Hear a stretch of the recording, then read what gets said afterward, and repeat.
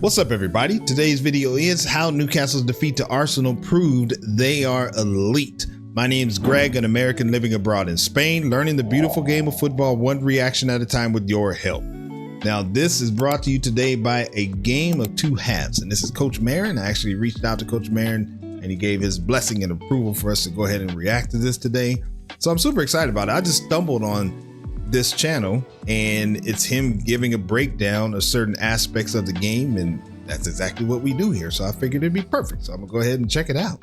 By the way, I'm gonna include a link in the description so you can go over and show a game of two halves some love and help boost up his subscriber numbers. I'm sure he would appreciate it. All right, let's go. Most people will just see the scoreline, but the result doesn't tell the real story, because tactically, Newcastle proved that they belong at the top. In this episode, we'll explore the clever tactical change that helped Newcastle gain control, Arsenal's tactical shift that shows just how much Arteta respects Eddie Howe, and why the man of the match says everything about this Newcastle performance. So how did Newcastle dominate Arsenal in that first half? Eddie Howe always likes to tweak things game to game, and he did something really clever against the best defensive team in the Premier League. Now, when trying to press Newcastle high up the pitch, Arsenal played their usual 4-4-2 system off the ball.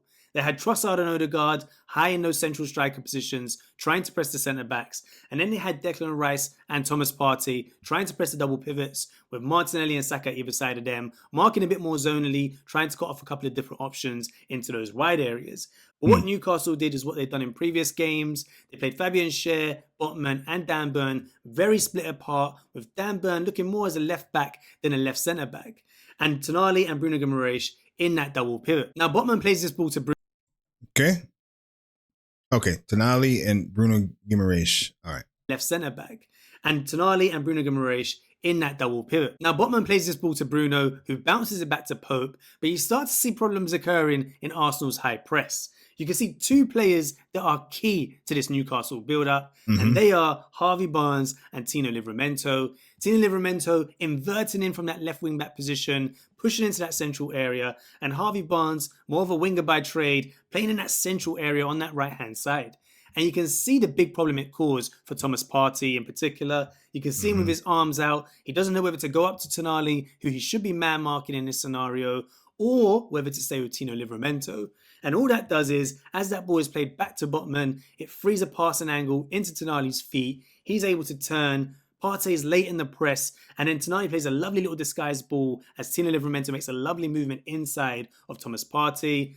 Then you've got Tino Livramento driving in that back line, and look at the amount of space him and Barnes would have had to drive if they were to receive the ball. Callum Wilson, Gordon and Jacob Murphy in those central and wide areas, pinning that back line, and it allowed Newcastle to progress through the thirds, through Arsenal's press on numerous occasions in that match. And it's even easier in this next example. Newcastle recycled that ball back to the back line. Botman plays a simple ball into Bruno's feet. Rice is a little bit late on the press, but he would expect the centre-backs or someone behind him to press up to Harvey Barnes. And look at the amount of space that Harvey Barnes has to receive this ball into. Bruno plays a lovely ball into his feet, nice and early, and then he's driving at that back line. Again, look at the positioning of the Newcastle players on that Arsenal back line, trying to stretch them, pin them back, and allow those spaces in between that defensive line and that midfield double pivot of Declan Rice and Thomas Partey. Newcastle had 5 shots on target in that first half, and that's the most shots that Arsenal have faced in any Premier League game since April 2023. And that was all without Alexander Isak. And that shows just how assured and accomplished that performance was in that first half, especially on the ball. But there was another sign that showed that Newcastle are now amongst the elite in the Premier League, and it was a tactical change from Mikel Arteta that showed the ultimate respect to Eddie Howe's Newcastle. Now, if you watch any Arsenal games this season, especially since Miles Lewis-Skelly has come into the side, you can see that Arsenal set up with the 3 at the back and Miles Lewis-Skelly tucking in from that left back position to make a double pivot with Thomas Partey. And for the first time since Lewis-Skelly's introduction left back position to make a double pivot with Thomas Partey. And for the first time since Lewis-Skelly's introduction at left back in this Arsenal team, Arteta did something different. He played Lewis-Skelly in a traditional left back role, staying in that wide area, and never in this whole game did he invert besides Thomas Partey. But why? Why did Arteta do this? Trigger warning for Arsenal fans. It's this.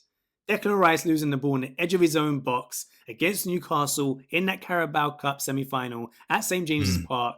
Newcastle are one of the best high-pressing teams in the Premier League, and they love to win the ball in these central areas close to the opposition's goal.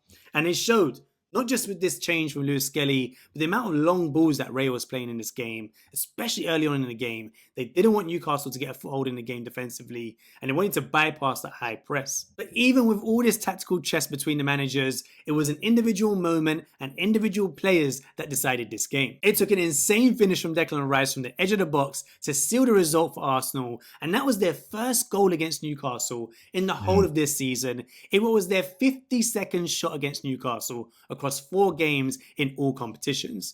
And it took an individual mistake from Gordon and a beautiful finish from Declan Rice to seal the result, and that's out of the hands of Eddie Howe. And the man of the match from this game showed just how well Newcastle performed in that first half. David Raya's performance in that first 17 minutes saved Arsenal, and there were 2 saves in particular that were of the highest quality. One was from Bruno Guimaraes and the other was from Harvey Barnes.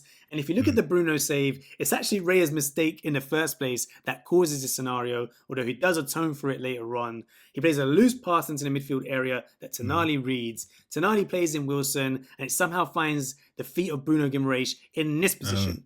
In the penalty area, near the penalty spot, about 12, 13 yards out. He had a bit of momentum with him. You can't see it from the still image, so it wasn't as easy as it seems in this still. But look at the anticipation of David Raya. He already reads the triggers from Bruno Guimaraes that he's going to try and whip it into that bottom right-hand corner. You can see he's already leaning, about to push off to that left-hand side. And it's a beautiful save to just stop that ball going in. But it's what he does after that. The reaction, the agility to get back up and palm this away from Barnes, who's coming in on the second phase. And it's just beautiful goalkeeping from David Raya.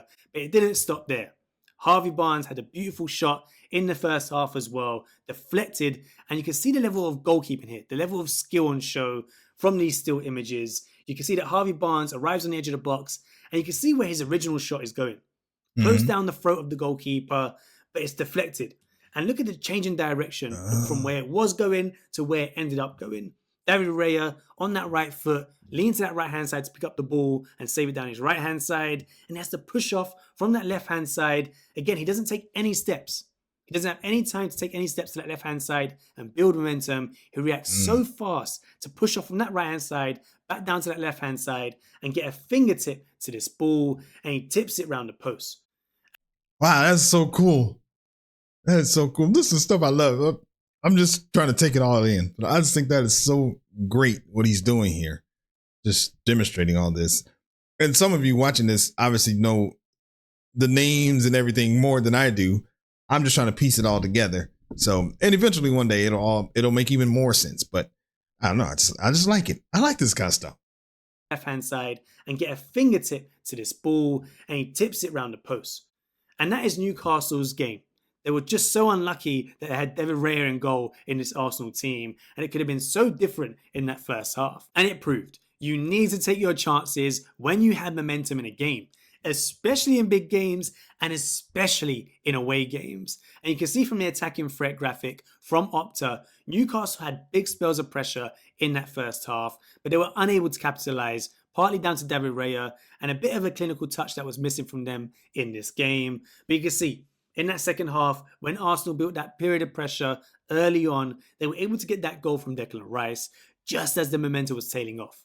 You can see just how vital that moment was in the game. If Arsenal didn't score that, maybe Newcastle would have built their way back into the game. But after that goal, they lost momentum, lost fluency. They had to make a couple of tactical changes, which built their momentum back in the game towards the end of that second half. But it was too little too late. They didn't really have any threat on goal towards the end of that game. And that showed. The difference in these big games is you have to take that moment when you have momentum. But even with the result, that was probably Newcastle's best ever away performance against Arsenal. And it showed Eddie Howe's tactical ability. And if they're able to secure that Champions League place against Everton on the last day of the season and build on it with the summer transfer window, bring a couple of quality additions in that first 11 and build out that squad depth, then Newcastle will be a dangerous team next season. Now, if you like this episode, make sure to like and subscribe. Check out another one of my episodes here, and I'll see you on the next episode of A Game of Two Halves. Most people will just see Coach Marin. That was really great. I mean, it was quick, concise, to the point. I appreciate that. Please do leave some comments because I know I'm going to notify him that I and posting this video, so I know he'll be watching. So if you have any suggestions that can help him make this better, because I think this is gold. I mean, he knows what he's talking about. At least that's what it appeared to me from the demonstration of the graphs and everything. So it's an opportunity to grow his channel, to get more content here on our channel. So please do leave comments below, because I know he'll be going to check out the comments here to see if you have any suggestions for him. But I really do appreciate that. Thanks, Coach Marin. That was awesome. So subscribe to the channel, like the video, and thanks for stopping by. And we'll see you on the next video. Peace.